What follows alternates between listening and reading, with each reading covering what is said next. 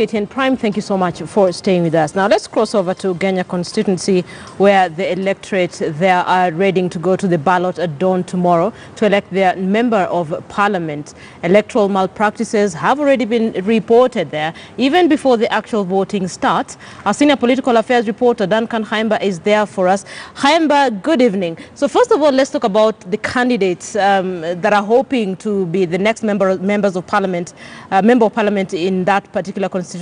And I know that two of them have issues with respect to whether or not they're even qualified to be voters there. Good evening, Linda. Yes, there are four candidates. That's Daniel Juma of the Grand Development Party, GDDP, Brian Omondi of Third Way Alliance, Christopher Odhiambo Karan of ODM, and David Omocheng of MDG. Now, with regard to who will be casting his vote where, it now emerges that two of them will not be participating in that crucial exercise after all. This is because they are not registered voters in Ugenya, and therefore only David Ocheng will be voting in Ugenya East, and then Christopher Odhiambo Karan of ODM will be voting in Ugenya West at Bar Oninge Primary School at 6 in the morning. I've gotten in touch with the other two candidates just to confirm from the horse's mouth that indeed they are not registered voters. Brian Omondi of Third Way Alliance says yes, he's a registered voter, but in Westlands, Nairobi. He's a voter in Westlands, Nairobi, and therefore tomorrow he'll only be visiting polling stations to check on how the voting is going on. So they'll expect to be voted for. They will not vote for themselves. Daniel Juma says he's a registered voter in Embakasi. He says that he had made attempts to transfer his vote to Ugenya, but it was not possible. It is his wife who managed to transfer his vote, and he'll be voting tomorrow and not him. So two candidates will not be participating as they will not vote for themselves, but they'll just be on the ballot as candidates.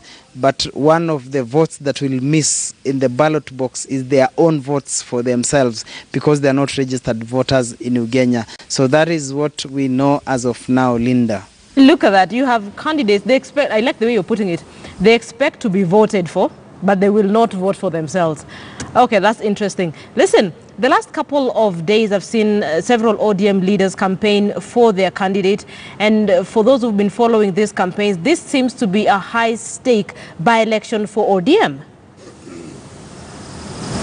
Yes, it is a high-stake election for ODM, and they know what is at stake. The challenger, it is basically a David versus Goliath political battle tomorrow, and coincidentally, the David that we are talking about is actually David Omocheng of the MDG party, and he's taking a shot at the giant, which is the ODM party. Giant in the sense that the party leader of ODM comes from Siaya County.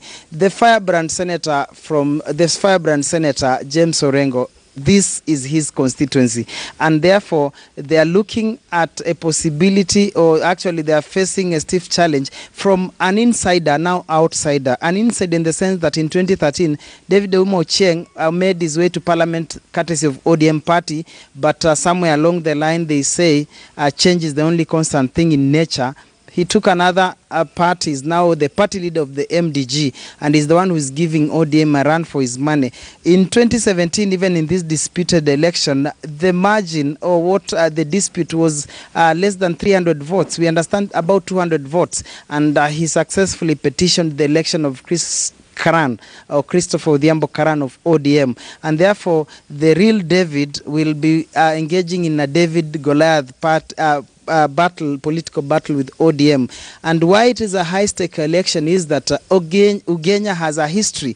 Remember that the people here seem to vote with their conscience and not necessarily the wave. In 1997, James Orengo, none other than James Orengo, made history by being elected a Ford Kenya MP by the time Raila Odinga was vying as a presidential candidate on NDP, National Development Party, or Tinga, that time. And nonetheless, despite the fact that the son of this region was vying as a presidential candidate, Orengo ran on Ford Kenya and was elected as Member of Parliament. In 2013, Alego Usonga, one of the 6 constituencies in Siaya County, they elected a Wiper member of parliament, not ODM.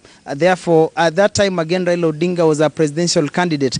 That tells you the dynamics of politics in Siaya County, and then specifically in Ugenya, where people seem to vote with their conscience. And therefore, if proper campaigns were done, then you will know where they will vote. But if people, depending on who actually touched the hearts of the voters, therefore we are looking at a liberal voting team or people in this particular constituency. Therefore, anything is possible tomorrow. Yeah, and maybe that explains why none other than the senator himself has taken charge of these particular campaigns. But it's not just the senator. You remember the other day we were listening to a bite by, say, Governor Colonel Rasanga, and he was actually telling the people, if you guys do not vote in an ODM candidate, then probably we will make sure development does not get to your doorstep. So probably it's not just, it's a whole lot of ODM leaders who've been really campaigning, and like we did mention, this is a high-stake election for ODM. Finally, before I let you go, Haemba, talk to me about the polling materials,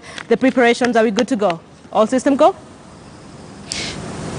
Yes, it's all systems go. At midday, we were here, and the candidates, two of them witnessed the ballot papers when the seals were being broken, just to confirm they've not been tampered with. And everything so far, we are at Sega Polytechnic, for the record, and this is where distribution of all ballot materials was done. And therefore, by midday, all the candidates and their representatives, for those who didn't make it, their agents were here to witness as ballot papers were now being distributed as the last item. And by close of business, or as darkness was setting in, polling officers or presiding officers were leaving here with all the materials, and the security personnel are also being they're also accompanying the presiding officers from this particular point. And just for the record, we spoke to the Deputy County Commissioner Pamela Otieno, who said they've asked for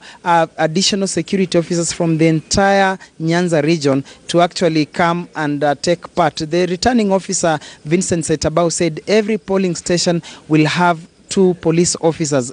Now that there are 112 polling stations, it means we'll have 224 police officers manning all the polling stations. And remember, the number of registered voters is 57,603. Linda. Duncan Haemba, always a pleasure speaking to you. You need to get some sleep, because I'm sure very early in the morning you'll be keeping an eye